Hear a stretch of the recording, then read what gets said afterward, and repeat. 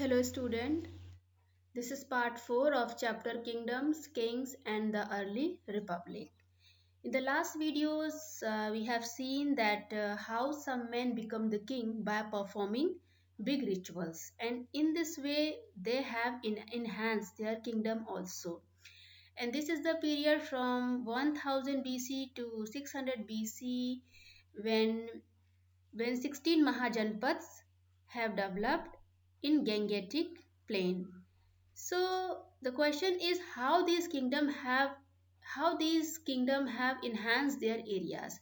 What are the sources through which they were able to establish a fortified cities, as well as they were able to maintain the army also. Okay, from where they get the resources, कहाँ से उनको पैसे मिले, कहाँ से उनकी income हुई जिससे कि उन्होंने सोल्जर को भी सैलरी दिया और साथ में अपने किंगडम को प्रोटेक्ट करने के लिए उसका फोर्टिफिकेशन भी किया. So in this video we will analyze all of these things. So the sources through which they get the money or they get the goods, that is the taxes. ठीक है, taxes क्या होता है? Money that collected by kings on a regular basis from people living in its territory. किसी भी territory में, किसी भी राजा के एरिया में जो भी लोग रहते हैं उनके द्वारा उनसे जो रेगुलर पैसे लिए जाते हैं, वो गुड्स के फॉर्म में हो सकते हैं, वो सर्विस के फॉर्म में हो सकते हैं, वो मनी के फॉर्म में हो सकते हैं. किसी भी फॉर्म में रेगुलर बेसिस पर अगर कुछ कलेक्ट किया जाता है तो that is known as a taxes. Okay, Mahajanapada time के पहले की बात करें तो पहले टैक्स कलेक्ट नहीं किया जाता था. पहले लोग अपनी इच्छा से राजा को गिफ्ट दिया करते थे. Okay, so before Kings usually depend on the occasional gifts that were brought by the people, because at that time kings do not need much of these things. At that time they need not to maintain huge forts or maintain big आर्मीज, है ना. पहले ये सब की जरूरत नहीं होती थी, लेकिन अभी जरूरत क्या है? Because all the kings are trying to increase their areas, है ना. They are attacking to one and other. तो प्रोटेक्टिंग के लिए और अपने एरिया को एनहांस करने के लिए अभी उन्हें ज्यादा से ज्यादा बड़ी आर्मी चाहिए. ठीक है, तो why did Kings start collecting taxes on regular basis? Because they wanted to make huge forts, as well as they wanted to maintain big army. So now instead of depending on the occasional gifts, they start collecting regular taxes. ठीक है, अभी उन्होंने regular basis पर tax इकट्ठा करना शुरू कर दिया. जैसे कि अभी आप जानते हैं कि हम मार्केट से कुछ भी सामान लेने के लिए जाते हैं, तो हमको कोई भी सामान हम खरीदें, वो चिप्स हो, वो कुरकुरे हो, या वो छोटा सा मैच स्टिक बॉक्स ही क्यों ना हो, उस पर हमको टैक्स देना होता है. ठीक है, उसी तरीके से जो लोग जॉब करते हैं, जिनके पास हर मंथ एक फिक्स्ड इनकम आता है, उन्हें भी टैक्स देना पड़ता है. किसी ने कोई कंपनी खोली है तो उसे भी टैक्स देना पड़ेगा. तो अभी हम क्या कर रहे हैं? सरकार को टैक्स दे रहे हैं. तो उसी तरीके से पहले भी किंग लोग टैक्स लिया करते थे. ठीक है, okay. So what are the different sources through which kings usually get the money? ठीक है, तो different type of taxes. The first and foremost important tax was tax on the crops that were the most important. This was because most of the people were farmer at that time ना. उस समय ज्यादातर लोग तो farming का काम ही करते थे, तो इसलिए फार्मिंग से ज्यादा टैक्स कलेक्ट होता था. The taxes was fixed at 1/6 of what was produced. जो भी कुछ प्रोड्यूस किया जाता था फार्मर के द्वारा, उसका 1/6 पार्ट उन्हें किंग को देना पड़ता था. And this was known as भागा और शेयर. इसको क्या बोलते थे? भाग. भाग यानी भाग एक टाइप का टैक्स था. ठीक है, there were other type of people who also give the taxes. For example, craft person, herders, traders and hunter gatherer. Okay, so craft person कैसे देते थे tax? Sometime they used to give the taxes in the form of a laborer. Okay, so whatever skill they have, it is supposed that they may have had to work for a day in each month for a king. ठीक है, जैसे कि किसी को अगर कोई barber है ना, तो वो जा करके राजा का एक दिन शेविंग कर देगा, एक दिन उसके हेयर कटिंग कर देगा। कोई अगर शू मेकर है तो उसने राजा के लिए शू बना दिया। कोई वीवर है तो उसने राजा का ड्रेस प्रिपेयर कर दिया free of cost. So this was taken as a tax. ठीक है, उसी तरीके हर्डर्स, हर्डर्स कौन होते हैं? जिनके पास बहुत सारे एनिमल्स होते हैं। तो एनिमल से आप जानते हैं कि अगर किसी के पास वुल, अगर मान लो किसी के पास शिप है तो उससे वो वुल बनाएगा उसका हेयर से। किसी के पास अगर काऊ है तो उससे मिल्क मिलेगा। किसी के पास अगर हैन है तो उससे एग मिलेगा।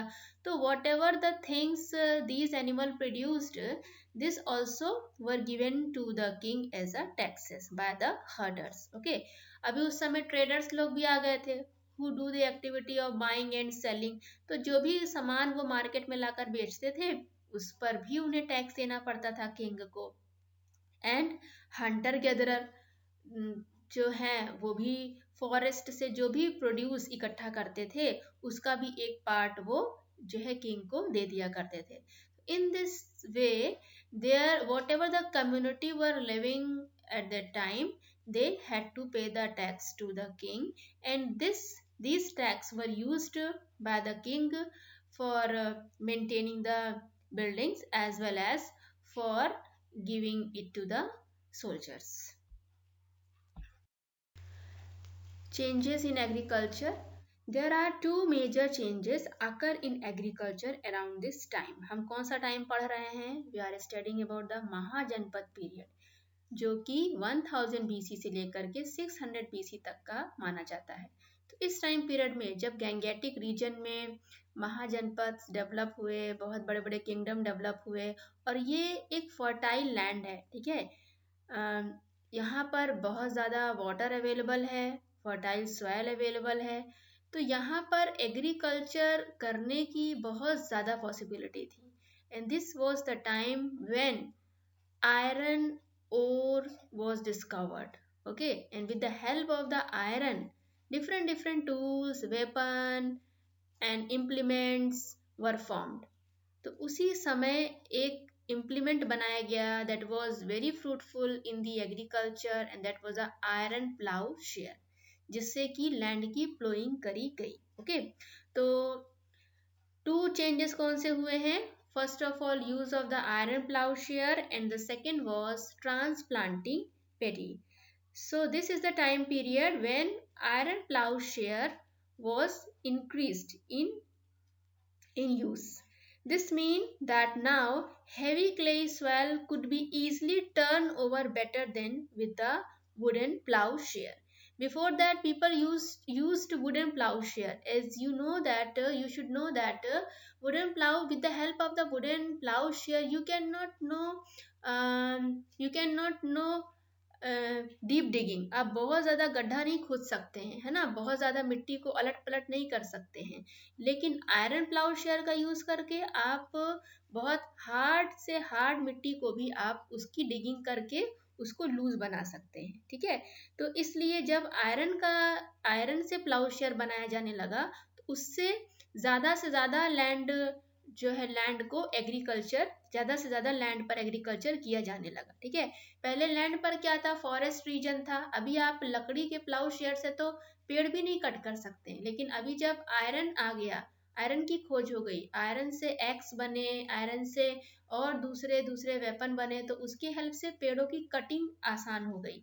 And then most of the regions were cover under the agriculture land. तो इससे क्या हुआ कि more and more grains could be produced. ठीक है, अभी क्या हुआ कि दूसरा एक डेवलपमेंट हुआ, ट्रांसप्लांटिंग पेडी। पहले क्या होता था कि जो सीड्स होते थे उसकी स्कैटरिंग कर दी जाती थी। Seeds were scattered for producing the crops, but now when the means now this is the new development in the agriculture, that instead of scattering seeds on the ground from which plant would sprout, sapling were grown and then planted in the field। ठीक है, अभी क्या हुआ कि पहले छोटे छोटे पौधे बनाए गए और उनको फिर जाके लैंड में लगाया गया ताकि उससे ग्रो होगा. So this had lead in the production as plant more and more plant get a chance to survive.